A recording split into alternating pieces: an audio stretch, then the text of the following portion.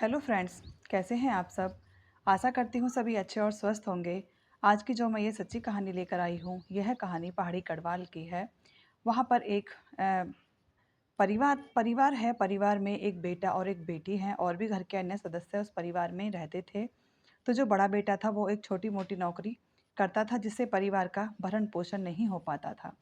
तो उसी की जो एक छोटी बहन होती है, जिसका नाम होता है अंकिता भंडारी, वो 12th में 88% मार्क्स लेकर आई थी और उसके बाद में उसने सरकारी कोटे से होटल मैनेजमेंट का कोर्स किया था। होटल मैनेजमेंट का कोर्स करने के बाद वो नौकरी की तलाश कर रही थी। उसकी उम्र अभी सिर्फ़ अ, मतलब कोर्स पूरा कर ही रही थी। तो कोर्स करते-करते घरवालों की आर्थिक तंगी को देखते हुए उसके माता-पिता कहने लगे कि बेटा, अगर पार्ट टाइम कहीं छोटी-मोटी नौकरी मिल जाए, तो तुम वो देख लेना। तभी होता क्या है कि एक ऋषिकेश के रिसॉर्ट में एक जॉब निकलती है, जहाँ पर उस लड़की की अखबार में नज़र जाती है और वो अखबार में इश्तिहार को देखने के बाद में वो ऋषिकेश अपने माता-पिता के साथ में चली जाती है। माता-पिता जब बेटी को वहाँ छोड़ने के लिए जाते हैं, तो वहाँ पर ही उसके रहने और खाने का इंतज़ाम भी हो जाता है। तो उनके मन को बड़ी तसल्ली होती है कि चलो, बेटी के रहने-खाने का इंतज़ाम भी हो गया और यहीं से अपना कोर्स भी कर लेगी होटल मैनेजमेंट का और अपना जॉब भी चलती रहेगी। तो थोड़ा बहुत सहारा हमें लगाएगी और थोड़ा बहुत अपना भी काम देखेगी। क्योंकि लड़कियाँ कम कम में से भी काफ़ी पैसा वो बचा लेती हैं, तो नौकरी भी मात्र उसे 10,000 रुपए की मिलती है, तो वो कहती है कोई दिक्कत नहीं है। अपने माता-पिता को समझाती है कि कोई परेशानी नहीं है। एटलीस्ट अभी मेरा कंप्लीट नहीं हुआ है होटल मैनेजमेंट का कोर्स, तो इन्होंने मुझे ये मानकर चलिए कि 12th पर ही इतने पैसे की नौकरी दे दी है। अब रिसॉर्ट में वो 10,000 रुपए की नौकरी करने लग जाती है। परिवार की आर्थिक तंगी के लिए वो सहारा बन पाती।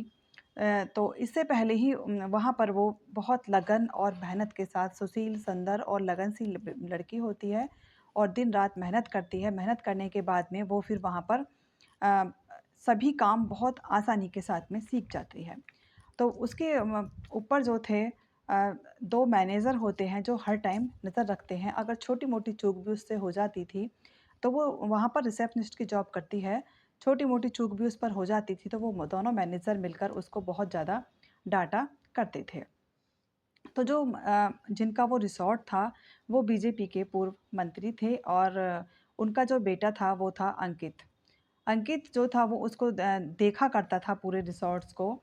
तो वो पूर्व मंत्री विनोद आर्य, जो उसका छोटा भाई था, वो पूर्व मंत्री था और वहाँ पर भी उसको बहुत ज़्यादा सहूलियत मिल जाती थी, किसी भी तरह की कोई प्रॉब्लम नहीं आती थी। रिसॉर्ट में एक से एक बड़ा आदमी वहाँ आकर रुकता था और जब वो वहाँ पर बहुत आराम से जॉब कर रही थी, तो जो वहाँ के मैनेजर थे, जो उस पर निगरानी रखते थे, वो उससे कहने लगे कि तुम एक काम करो, 10,000 तो तुम्हारी तनख्वाह है ही और 10,000 रुपए हम तुम्हें एक्स्ट्रा दे दिया करेंगे। जो हमारे यहाँ पर वीआईपी लोग आते हैं, बस तुम उन्हें सर्विस दे देना। इसके बाद में अंकिता साफ शब्दों में बिल्कुल मना कर देती है, कहती है कि मैं कम खाकर अपना गुज़ारा कर लूँगी, कम कमाकर गुज़ारा कर लूँगी, लेकिन तुम्हारी इस बात में कभी भी मैं सहमति नहीं दूँगी। तो इसके बाद में जो अंकित गुप्ता और सौरभ भास्कर होते हैं, वो उसकी पूरी निगरानी रखते हैं और वो उसे हर तरह से अपनी बातों में फंसाने की कोशिश भी करते हैं। लेकिन उसका एक फ्रेंड होता है पुष्पदीप, जो कि जम्मू में काम करता है, तो वो उससे डेली बात करती थी अपने फ्रेंड से। तो वो अपने फ्रेंड से कहती है कि परिवार की आर्थिक तंगी के कारण मैं जॉब करने तो आ गई हूँ, लेकिन यहाँ का माहौल बिल्कुल भी अच्छा नहीं है। तो पुष्पदीप उससे कहता है कि अगर तुम्हें सही नहीं लग रहा, तो तुम रहने दो, छोड़ दो, या फिर अगर मैनेज हो पाए तो तुम मैनेज कर लो।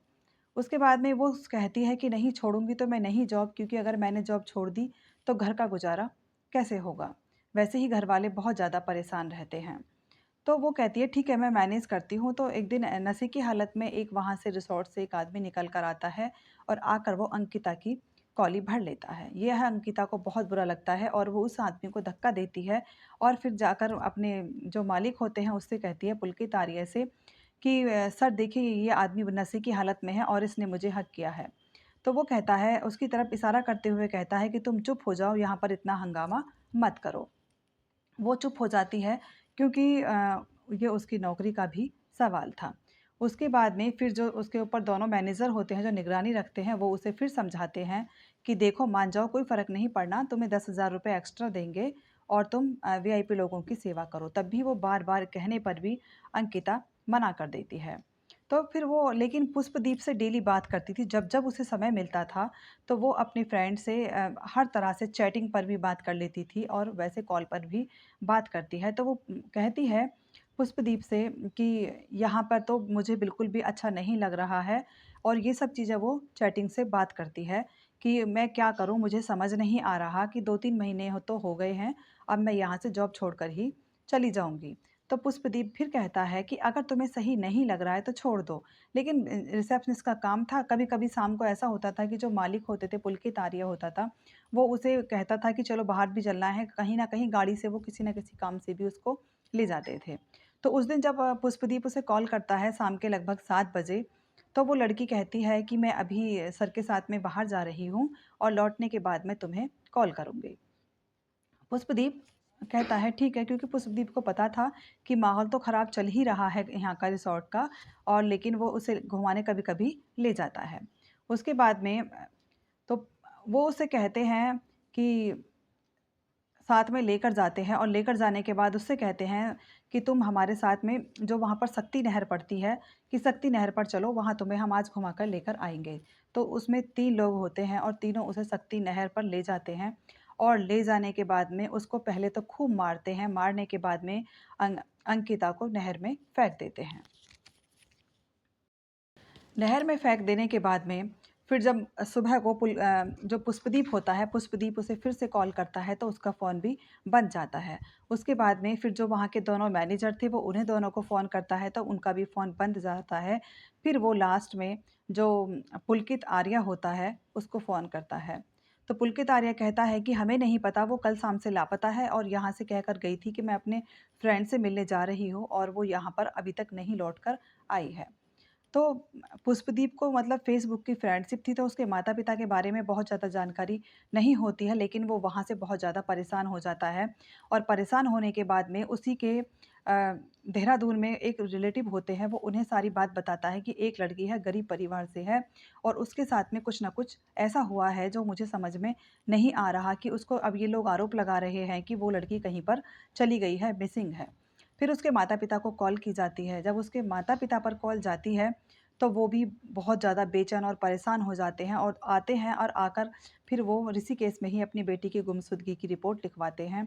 क्योंकि थे तो वो बहुत गरीब, लेकिन फैमिली में सभी गरीब नहीं होते। कुछ उनके जो सपोर्टर थे, वो बहुत पैसे वाले थे, और वो चारों तरफ डीआईजी मतलब सभी एसआई वगैरह पे सबके साथ में वो बहुत ज़्यादा दबाव बनाते हैं, प्रेशर बनाते हैं। तो वो फिर उसमें उनके फ़ोन को अ, सर्विस लाइन्स पर लगा देते हैं। पता चलता है कि लक्ष्मण झूला जो है, वहाँ पर वो लड़की लास्ट टाइम में गई हुई थी, और लक्ष्मण झूला के पास में ही वो फिर जब फ़ोन की चैटिंग वगैरह सब देखी जाती है, तो उस चैटिंग में यह जो जितनी भी बातें उसकी पुष्पदीप से उस रिसॉर्ट के बारे में हुई थी, वो सारी खुलकर सामने आ जाती हैं।